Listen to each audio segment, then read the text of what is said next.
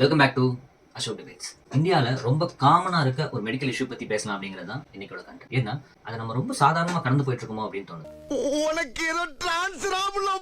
Fatty liver இந்தியாவில் 40% பேர் fatty லிவரால் affect ஆயிருக்காங்க அப்படின்னு 2022 எடுத்த ஒரு ரிசர்ச் ரிப்போர்ட்ல சொல்லியிருக்காங்க. அந்த 40% கிட்டத்தட்ட 50 60 கோடி பேர். 60 கோடி பேர்ல 20 கோடி பேர் வெறும் குழந்தைங்களா இருக்காங்க. ஃபர்ஸ்ட், இது ஒரு பியூர்லி இன்ஃபர்மேஷன் வீடியோ தான். உங்களுக்கான டயக்னோசிஸ்க்கு நீங்க டாக்டர் கன்சல்ட் பண்ணிக்கங்க. அவேர்னஸ்க்காக என்னோட எக்ஸ்பீரியன்ஸை ஷேர் பண்ணணும் அப்படிங்கிறதுக்காக தான் இந்த வீடியோ. ஃபேட்டி லிவர் நமக்கு எதனால வருது, அதோட ஸ்டேஜஸ் என்ன, அது என்ன மாதிரியான விளைவுகள் ஏற்படுத்தும் அப்படிங்கிற மாதிரி இந்த வீடியோ டிஸ்கஸ் பண்ணலாம். முடியுமா? முடியாது. இந்த ஃபேட்டி லிவர் நமக்கு எதுக்காக வருது அப்படின்னு பாத்தீங்கன்னா, நம்ம உடம்புல இருக்கிற முக்கியமான ப்ராசஸ் தான் காரணம். De novo லிப்போஜெனிசிஸ், DNL. லிவரோட முக்கியமான ஃபங்க்ஷன் என்ன அப்படின்னு பாத்தீங்கன்னா, நம்ம சாப்பிடுற சாப்பாட்டுல இருந்து நியூட்ரிஷனை சரியான அளவுல எடுத்து, nutrition carbohydrate, protein, fat, vitamins, minerals, இது மாதிரி எல்லாத்தையும் கன்வெர்ட் பண்ணி உடம்புக்கு கொடுக்குற அந்த முக்கியமான வேலையை லிவர் தான் பண்ணுது. ஃபார் எக்ஸாம்பிள், இன்சுலின் தான் பிளட்ல இருக்கிற சுகர் லெவலை சரியான அளவுல வச்சிருக்கும். ஸோ ஒரு குறிப்பிட்ட வயசுக்கு அப்புறம் நமக்கு டயபிட்டிஸ் எல்லாம் வரதுக்கு முக்கியமான காரணம் என்னன்னா, இந்த இன்சுலின் சுரக்காம போறதுக்கு தான். அதுக்கு தான் நம்ம இந்த இன்சுலின் இன்ஜெக்ஷன் எல்லாம் எடுத்து. நெக்ஸ்ட், இதெல்லாம் அளவா சாப்பிடுறவங்களுக்கு நடக்கிற ஒரு ப்ராசஸ். நம்மளாம் அப்படி கிடையாது. அளவுக்கு மீறி தேடி தேடி நம்ம விரும்பி சாப்பிடறதுனால என்ன ஆகுதுன்னா, நம்ம உடம்புக்கு தேவைக்கு அதிகமாவே நம்ம நியூட்ரிஷன் எடுத்துக்கிறோம். அப்படி இருக்கும்போது எக்ஸஸா இருக்கிற அந்த கார்போஹைட்ரேட்ஸ் இருக்குல்ல, அதை ஃபேட்டா கன்வெர்ட் ஆகிற ப்ராசஸ்க்கு பேர் தான் டினோவோ லிப்போஜெனிசிஸ். இந்த கார்போஹைட்ரேட்ஸ்லாம் கிளைகோஜன் அப்படிங்கிற பேர்ல தான் கன்வெர்ட் ஆகும். அடுத்து அது லிவர்ல ஸ்டோர் ஆகும். அதுக்கப்புறம் மசில்ஸ்லயும் ஸ்டோர் ஆகும். ஸோ நமக்கு தேவைப்படும் போது அது எனர்ஜியா மாறி நம்ம வெளிப்போம். ஸோ இது அதிகமாகும் போது என்ன ஆகும்னா, கிளைகோஜன் எக்ஸஸான லெவலுக்கு போய் ஃபேட்டா கன்வெர்ட் ஆகி அப்படியே அந்த லிவர்ல படிய ஆரம்பிக்கும். ஸோ அந்த லிவர்ல படிய லிவர் வீக்கம் அடைஞ்சுக்கிட்டே போகும். இதை தான் ஃபேட்டி லிவர் அப்படின்னு சொல்றோம். ஸோ இந்த ஃபேட்டி லிவரோட டைப்ஸ் என்ன அப்படின்னு பாத்தீங்கன்னா, நான் alcoholic fatty liver, alcoholic fatty liver, metabolic dysfunction. இந்த மெட்டபாலிக் டிஸ்ஃபங்க்ஷன்ங்கிறது நாம செய்யற ஆக்டிவிட்டில இருந்து வர்ற விஷயம் இல்ல, உடம்புல இருக்க ஒரு பிரச்சனை. பட் இந்த நான் ஆல்கஹாலிக் அண்ட் ஆல்கஹாலிக் இருக்குல்ல, அது நம்மளோட செயல்கள்னால நமக்கு வர்ற பிரச்சனைகள். குறிப்பா அந்த ஆல்கஹாலிக் அப்படிங்கறத பத்தி பெருசா டிஸ்கஸ் பண்ணணும்னு அவசியம் இல்ல. ஏன்னா சரக்கு அடிச்சுட்டு இருக்கும் போய் இந்த விஷயத்தை பத்தி சொன்னீங்க அப்படின்னா பெருசா அதெல்லாம் கண்டுக்க மாட்டாங்க. அதெல்லாம் தெரிஞ்சே அவங்க பண்ற ஒரு விஷயம். நான் நினைச்ச இன்னைக்கே விட்டுருவேன் சார். அப்ப விட்டுற வேண்டியதானே சார்? நான் நினைக்கிறேன், நினைக்க மாட்டேன் நான்.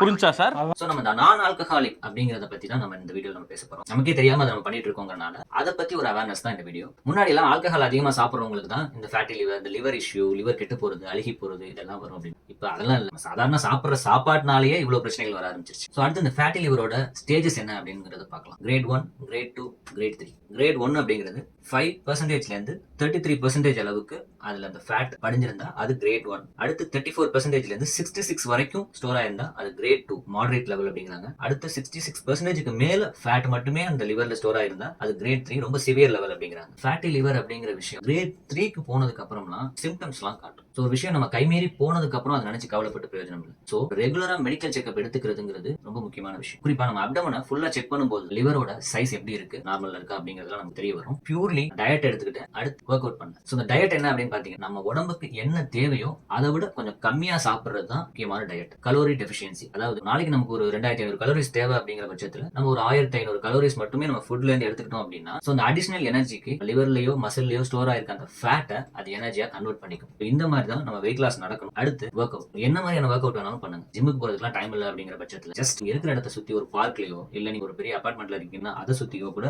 ஜஸ்ட் வாக்கிங் மட்டும் பண்ணுங்க. சோ இந்த லிவருக்கு இருக்கிற முக்கியமான ஒரு பிளஸ் என்ன அப்படின்னு பாத்தீங்கன்னா, செல்ஸை அதுவே ரீஜெனரேட் பண்ணி, நீங்க குடிச்சுட்டே இருக்கீங்க அப்படிங்கிற பட்சத்துல அதை ஸ்டாப் பண்றீங்க அப்படின்னா அந்த இறந்த செல்களை அதுக்கு கழிவா வெளியேற்றிட்டு செல்ஸை ரீப்ரொடியூஸ் பண்ற அளவுக்கான திறன் வந்து லிவருக்கு இருக்கு. அது மட்டும் இல்லாம 100% இருந்தா தான் லிவர் ஒர்க் ஆகும் இல்ல, 40% இருக்கிறவங்களுக்கு கூட ஒர்க் ஆகும். லிவர் டிரான்ஸ்பிளான்டேஷன் எல்லாம் பண்றாங்களா, அப்படியே ஒரு 100% லிவர் எடுத்து ஒருத்தர் வச்சிட மாட்டாங்க. தேவையான அளவு ஒரு 40% லிவர் இருந்தா கூட அவங்களுக்கு எடுத்து வச்சு குவாலிட்டி ஆஃப் லைஃப் இம்ப்ரூவ் பண்ணுவாங்க. ஃபேட்டி லிவர் இருந்ததுன்னா காமனா கேஸ்ட்ரோ டாக்டர்ஸ் தான் போவாங்க. இன்னும் ஸ்பெசிபிக்கா நீங்க போகணும் அப்படிங்கிற பட்சத்துல ஹெப்படாலஜிஸ்ட் கன்சல்ட் பண்ணி கொடுக்குற மெடிகேஷன்ஸ் எடுத்துக்கிட்டு எக்ஸஸா பண்ண வேண்டியது என்ன அப்படின்னு பாத்தீங்கன்னா டயட் கண்ட்ரோல். அது மட்டும் இல்லாம சாப்பிடுற சாப்பாடு சீக்கிரமா ஜீரணமாகும்ல, அந்த மாதிரி பொருட்களை ரொம்ப குறைவா சாப்பிடுங்க. எஸ்பெஷலி இந்த நாச்சத்து அதிகமா இருக்கிற பொருட்களை நீங்க சாப்பிடும்போது அப்சார்ப்ஷன் மெதுவா நடக்கும். அதாவது இப்ப நீங்க ஒரு காஃபி சாப்பிடுறீங்க, நல்லா சுகர் அதிகமா போட்டு காஃபி சாப்பிடுறீங்க, அந்த சுகர் ஈஸியா ரத்தத்துல அதிக அளவுல கலக்கும். அப்ப இன்சுலின் என்ன பண்ணும், ரத்தத்துல இந்த அளவுக்கு அதிகமா வந்துருச்சு அப்படின்ட்டு அதை கன்வெர்ட் பண்ணி ஃபேட்டா லிவர்ல சேர்த்து. பத்தி படிக்கும் போதுதான் எனக்கும் இதோட சிவியாரிட்டி புரிஞ்சு. இது ஒரு லெவலுக்கு மேல போயிடுச்சு அப்படின்னா கம்ப்ளீட் கியூரபிள் கிடையாது. ஓரளவுக்கு வாழ்க்கையை